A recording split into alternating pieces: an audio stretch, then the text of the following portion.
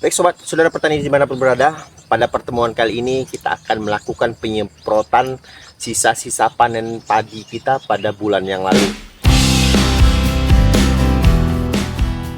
Sobat-sobat petani dimanapun berada, setelah panen itu biasanya sisa padi yang diarit itu akan tumbuh kembali sejak diarit sampai dengan usia 2 mingguan ataupun 3 mingguan seperti ini.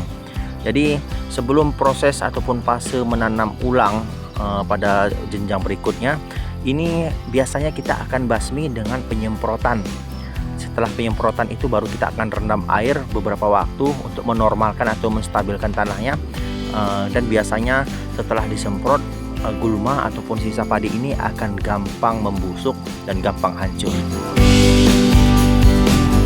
Oke sobat, adapun larutan yang kita gunakan untuk bahan herbisidanya adalah kita akan menggunakan Patanicrone. Ini adalah herbisida yang paling murah. Harganya itu sekitar 50 ribuan per 1 liter dengan kekentalan 140 SL. Jadi dalam proses penyemprotan ini kita tidak menggunakan perekat, kita hanya menggunakan larutan herbisida ini saja, dan akan kita lihat hasilnya nanti setelah 2 hari.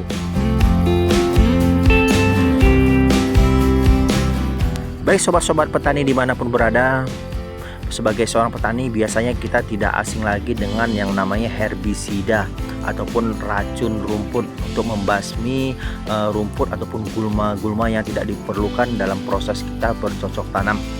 Oke sobat, ini kita gunakan Patanicrone. Ini adalah semprot ataupun obat herbisida yang paling murah. Ini biasanya dijual perkisaran harga 50 ribuan. Kemudian kandungannya bisa kita lihat di sini hampir sama sebenarnya, cuman bedanya mungkin dengan herbisida yang lebih mahal itu yaitu keganasan ataupun efektivitas daripada kandungan ataupun larutan daripada herbisida ini. Biasanya yang mahal itu mampu membunuh hampir seluruh jenis rumput, sedangkan yang murah itu biasanya ya tidak semua rumput bisa dibasmi. Baik sobat, langsung saja kita aplikasikan. Biasa kita menggunakan kalau untuk herbisida yang murah seperti ini sekitar 2,5 tutup botol daripada herbisidanya. Jadi satu tutup botol itu sekitar 10 ml. Sobat-sobatku petani dimanapun berada, sebelum mengisi herbisida ke dalam tangki semprotan kita, ini jangan lupa tangkinya diisi dulu sekitar sepertiga airnya agar mudah untuk dilarutkan. Jadi jangan sampai kita mengisi obat herbisida itu tangkinya kosong, nanti biasanya susah untuk melarutkannya. Jadi kita isi dulu tangkinya sepertiga, kemudian baru kita tambahi setelah larutan herbisida kita masukkan. Jadi sobat, salah satu tipsnya agar larutan herbisida itu mudah terlarut di dalam tangki semprotan ialah ya larutan herbisida seperti ini kita campurkan setelah tangki kita isi sepertiga air.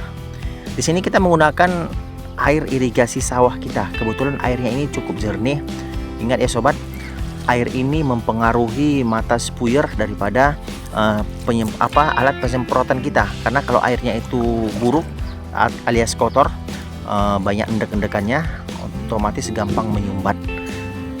Jadi di sini kita menggunakan air yang cukup bersih, air yang cukup jernih untuk air sebagai bahan untuk menyemprot herbisida kita.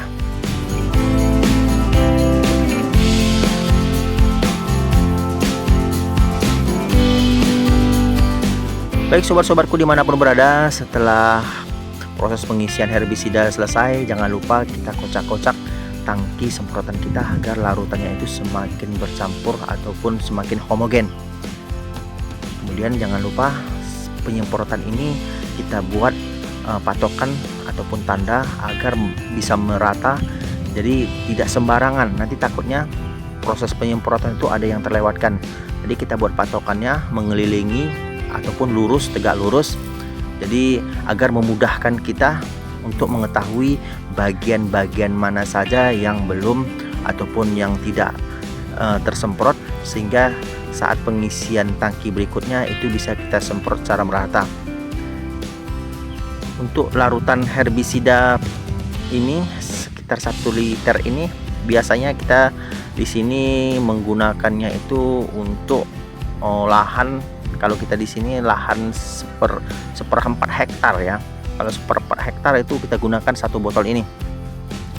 Memang termasuk boros, karena kalau untuk yang lebih mahal itu biasanya 1 liter ini bisa sampai setengah hektar.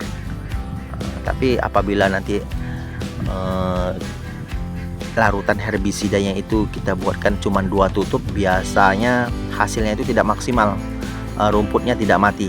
Jadi di sini untuk dosis kita memang menaikkan dosisnya agar mendapatkan hasil yang maksimal.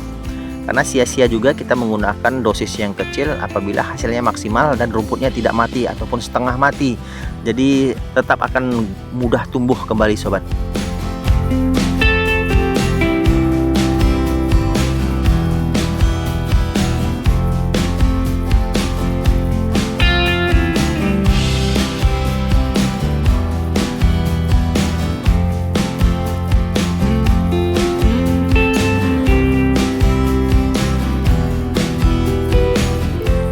Baik sobat-sobat petani dimanapun berada, untuk informasi selanjutnya, untuk jumlah herbisida yang kita gunakan ini juga tergantung, bukan hanya sekedar luas. Luas itu juga mempengaruhi, tapi kepadatan gulma juga sangat mempengaruhi. Kita di sini bisa kita lihat gulmanya itu kerapatannya itu antara sedang dan yang betul-betul rapat. Jadi kalau memang gulmanya itu padat, otomatis larutan yang kita gunakan pun akan semakin banyak. Begitu juga sebaliknya, apabila gulma itu tidak terlalu rapat atau tidak terlalu padat, otomatis larutan herbisida yang kita gunakan pun ya tidak terlalu banyak. Jadi kepadatan gulma itu juga mempengaruhi banyaknya herbisida yang kita gunakan. Kita lihat di sini, gulma ini rata-rata adalah tanaman padi yang tumbuh kembali setelah masa ataupun proses pengaritan ya sobat.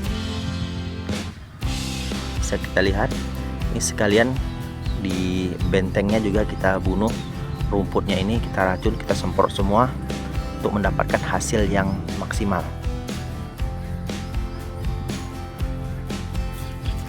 Baiklah sobat saudara petani sekalian dimanapun berada, demikianlah tadi aktivitas kita menyemprot gulma bekas sisa daripada panen padi pada hari ini.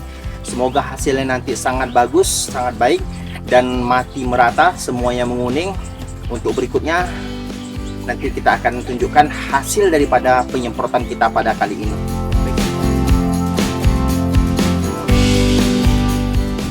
Oke sobat-sobat petani dimanapun berada, ini adalah kondisi lahan kita sebelum disemprot. Ini kondisinya seperti ini. Kemudian kita bisa saksikan, dan inilah hasil dari penyemprotan herbisida kita.